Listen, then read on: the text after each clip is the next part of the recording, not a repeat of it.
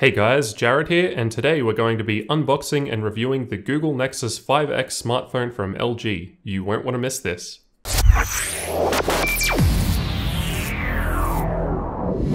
Inside the box, we're greeted with the letter X from 5X on a piece of card, which has a diagram on the back of the phone outlining where the basic components can be found. Underneath that, we have a wall outlet charger and included USB Type-C cable for charging the phone. Then of course there's the phone handset itself, followed by a 90-day Google Play free trial, as well as the tool required to open the SIM card slot. Finally, there's a set of earphones included which sound okay, they weren't anything special. The Nexus 5X was released in October 2015 along with the Nexus 6P. Apparently the X is in reference to the core Nexus brand, which makes sense as this phone is more in line with what a Google Nexus device has traditionally been about in the past, which is providing great specs at a very competitive price point. While the 5X is the lower end offering of these two Nexus smartphones, it definitely still has a lot of value to offer. The Nexus 5X is available in 3 different colors, which are carbon, quartz, and ice. I have the carbon one here in this video. The body is made of a solid plastic, which gives it a nice and hard, yet light feeling in the hand. However, it does come off a little cheaper, less premium feeling compared to the aluminium body of the 6P. So let's start off with the physical aspects of the device itself. The 5X is a decent size with a 5.2-inch screen, definitely big enough without being considered oversized. I have quite large hands and I can almost reach all of the screen with one hand. However, this is definitely a two-handed device. The 5X weighs 136 grams and feels quite light every time I pick it up. On the top, we find nothing except the top microphone hole. All that's on the left-hand side is the nano SIM card tray.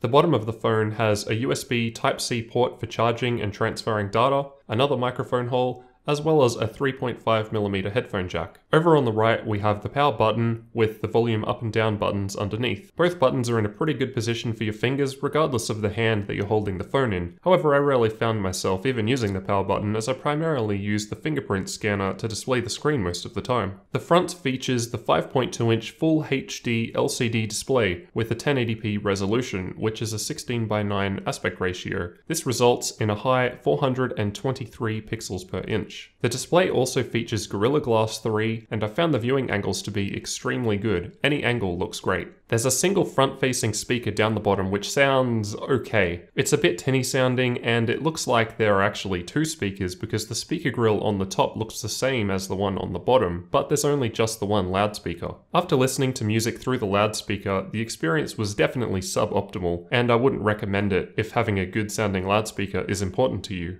There's an RGB notification LED within the bottom speaker grill, which can be used once you enable it. I'll leave a link to a video showing how to enable the LED light in the description. Finally, there's also a 5-megapixel f2.0 aperture selfie camera capable of recording 1080p video at 30 FPS, and it looks fine. Over on the back we have the fingerprint scanner, as well as the 12.3-megapixel f2.0 aperture rear camera with infrared laser assisted autofocus and dual flash, which can shoot 4K video at 30 FPS. We'll come back to the camera a bit later on. The plastic material that surrounds the whole phone looks nice, but it is quite the fingerprint magnet, so I'd recommend using a case if you don't want to see these sorts of marks, as they can get quite bad, at least with the carbon color. It's probably less of an issue with a lighter color plastic, as the fingerprints will be harder to see. Now on to the internals of the device. The Nexus 5X makes use of a Qualcomm Snapdragon 808, which is a 1.8 GHz hexa-core 64-bit CPU. For the GPU, we've got an Adreno 418, and for memory, there's 2 GB of LDDR3 RAM available. I found these specs to be adequate in providing a smooth experience with the phone.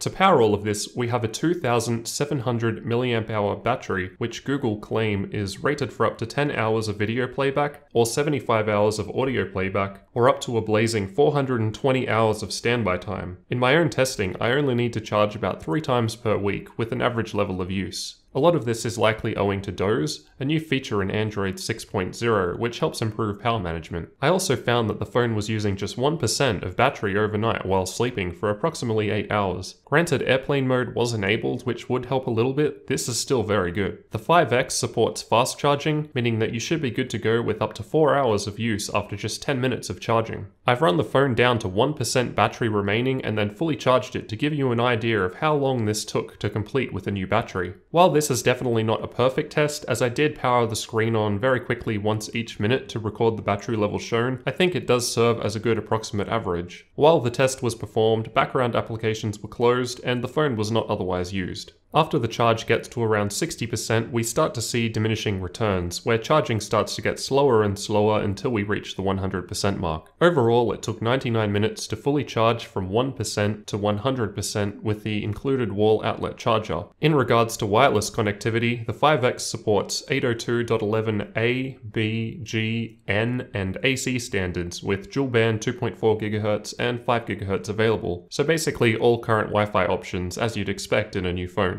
In addition to this, Bluetooth 4.2 and NFC are also available.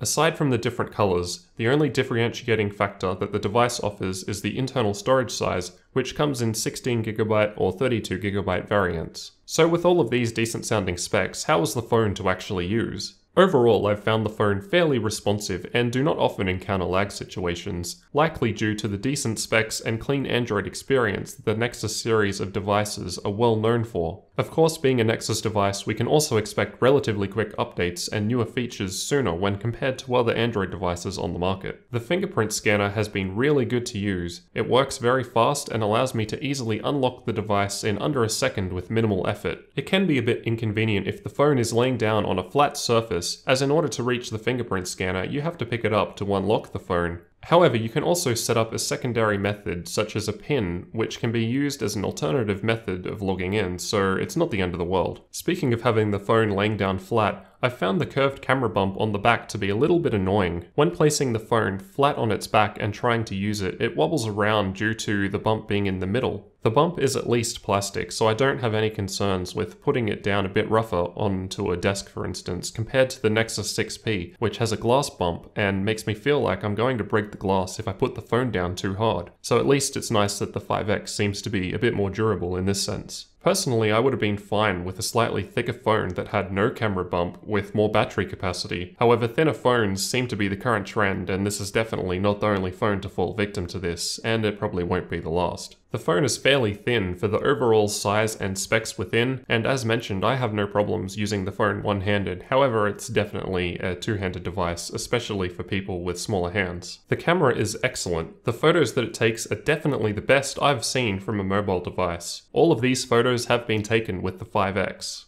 The same camera is also used in the Nexus 6P, so if the camera is your priority but you're after a cheaper phone, the 5X may be a better option for you. The camera is also very fast at taking pictures. However, when taking a constant stream of photos, I have noticed the phone warm up a little bit with HDR enabled, which is expected based on the additional image processing taking place. HDR does a pretty good job at making the photos look a whole lot nicer. Here are some examples with and without HDR at night. As you should be able to see, HDR reduces the visible noise by a noticeable amount. In conclusion, the Nexus 5X is a somewhat average-sized phone with decent specs and good battery life, making it a good choice at its price point. The price was also recently dropped a couple of times, making it even more competitive. The clean and up-to-date Android experience provided by the Nexus series of devices makes for a great user experience, and the decent battery life keeps this feeling going for a long time. I'd recommend the Nexus 5X over the 6P to people that may have smaller hands or simply don't want an oversized phone, but still want good specs and a good camera with a stock Android experience, but at a lower price point. So what did you guys think of the Nexus 5X? Leave a like or dislike to quickly let me know, or otherwise let me know down in the comments. And don't forget to subscribe for future videos like this one.